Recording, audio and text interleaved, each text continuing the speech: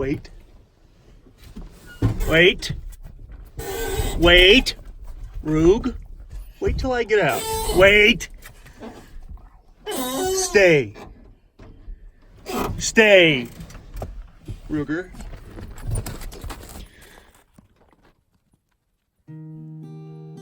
Every morning, this is my routine.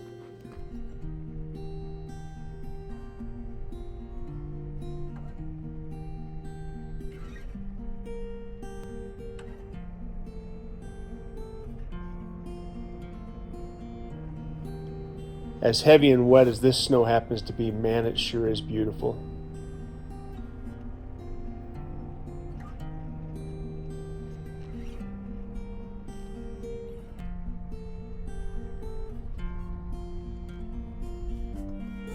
You don't see snow accumulating on barbed wire too often. It is a beautiful, sunny, and 17 degrees up here at the ranch this morning. I thought I would point out that if you want a little bit more Red Poppy Ranch in between YouTube videos, check out our Instagram page. I'm typically quick to respond to questions and comments, and it's a great way to just kind of see what's going on in between videos.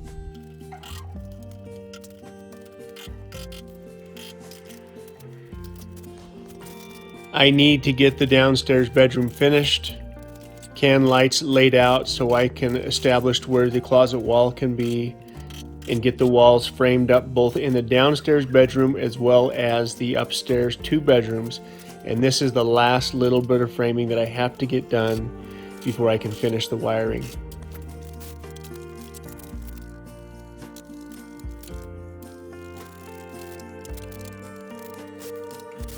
It's been a very interesting last few days.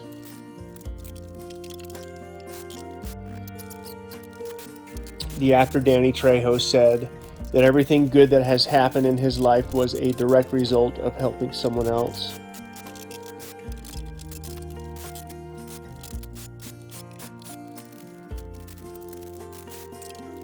I recently heard a story about a homeless man that was wandering through our town last summer.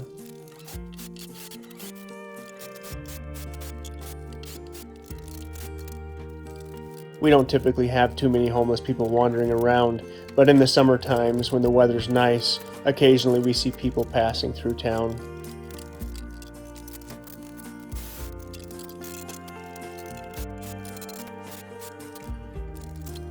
Because of how small our community is and the fact that most everybody knows everybody, it doesn't take long to figure out who these people are.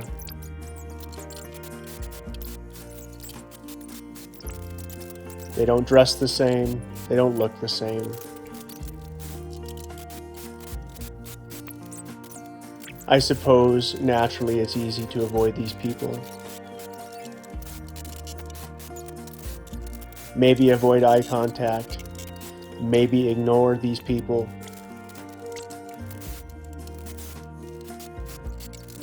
But that doesn't seem to be the way things are done around here.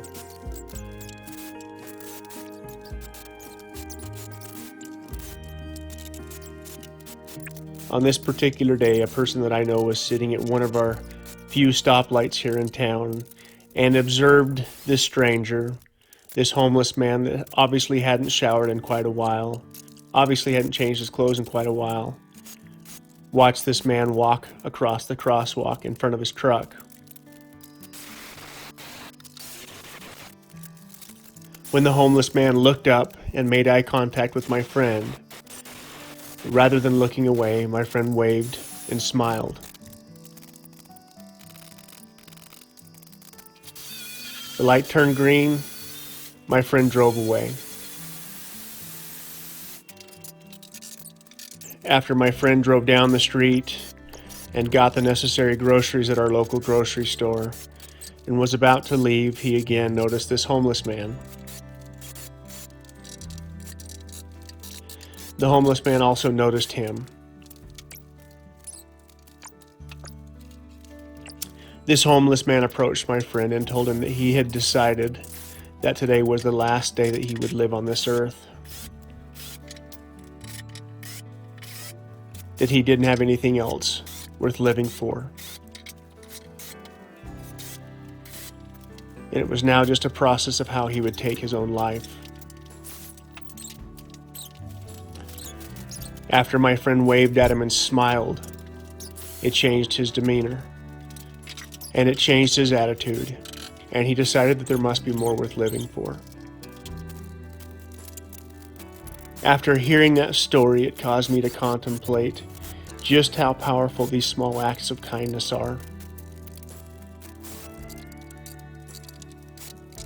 This last week, someone who I've never met face to face decided to offer a pretty significant act of kindness my way.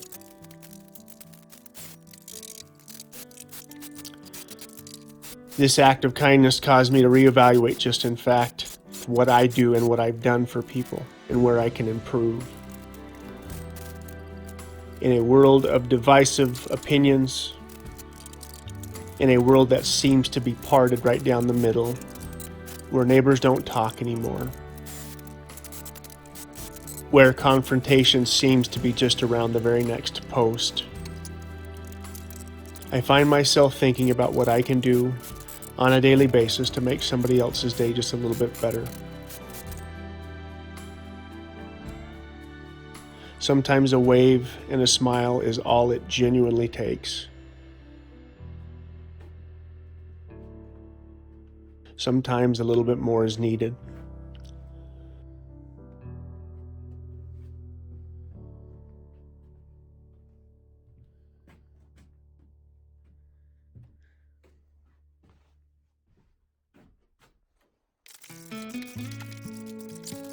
My dad was always looking for ways to help other people. He was a shining example of forgetting about himself and serving others. While growing up as a kid, I can remember a little old widow lady that lived just around the corner from our house that was always in need of something, whether it was yard work, a fence repair, or a new roof on her house. One particular Saturday, my dad decided that me and my brothers needed to go with him over to her house and cut the overgrown Bermuda grass down in her backyard. I'm sure it was hot as can be in the summer sun in Arizona, but we buckled down and got the job done. During the process of us cutting the overgrown Bermuda grass and shoving it into trash cans, old Sister Keller began to pull the grass back out of the trash cans and shove that grass into her homemade barbecue grill. I must have been 8 or 10 years old at most, and I can remember wondering to myself what she was doing. We watched her light that grass on fire and attempt to use that grass to cook us hamburgers in exchange for the yard work that we'd done.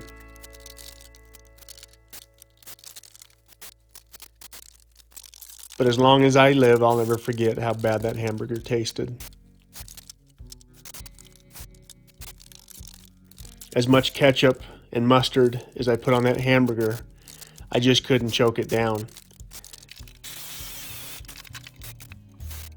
At some point, I looked at my dad and asked him if I had to eat the hamburger, and he gave me a look that let me know that if I didn't eat the hamburger, I'd have bigger problems at home later.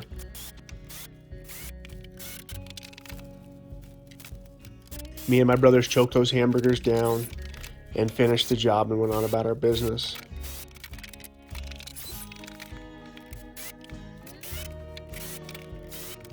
The older I get, the more I seem to think about these random acts of kindness that my parents were so good at.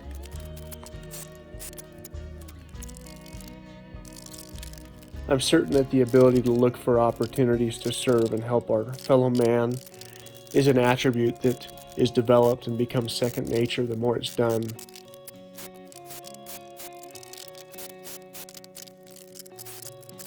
While working on the house, trying to get things finished up, I find myself thinking about a lot of my experiences as a kid.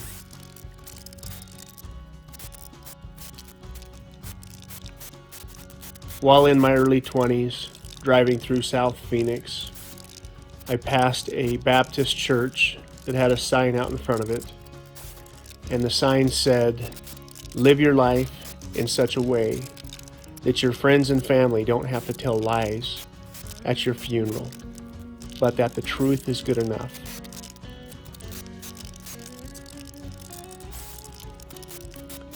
I've never forgotten that.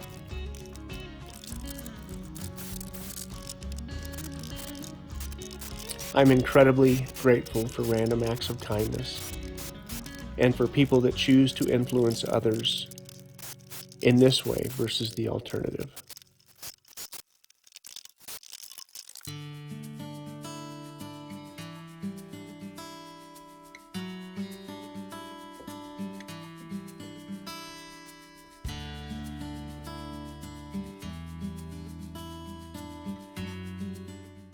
As far as framing is concerned, everything's basically done. I got the downstairs closet finished. The downstairs closet ended up having a huge closet. The upstairs ended up with a couple of small closets, but the way things are going with all this minimalist nonsense, I think my wife will find a reason to get rid of some stuff and make those closets work. We will have sufficient storage throughout this house, so if in fact those closets end up being too small for 2 kids, we'll end up having 2 kids in each of those bedrooms up there, then I guess they can put it downstairs in the utility room or something like that. But in my opinion, it's a good opportunity to get rid of a lot of stuff. With a family of 7, we have a tendency to hang on to lots of stuff as far as clothes are concerned, because number 1, clothes aren't cheap, and number 2, somebody's coming up behind that person that'll likely use it. So we'll have to figure that out as we move in here, but things are moving forward really well. There's a little bit of electrical left to do. I'll call for inspection probably tomorrow afternoon. I'll finish it Saturday. He won't be able to get out here until I think Tuesday anyway. I still have to get my disconnect. I'm headed down to the big hardware store to get the last little bit of materials I need for electrical. And the shutoff is one of those things that I'll have to, the disconnect is one of those things that I'll have to pick up. But so far so good.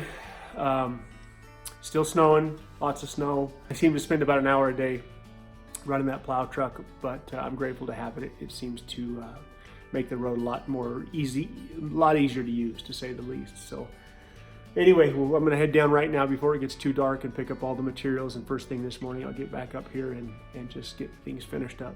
So.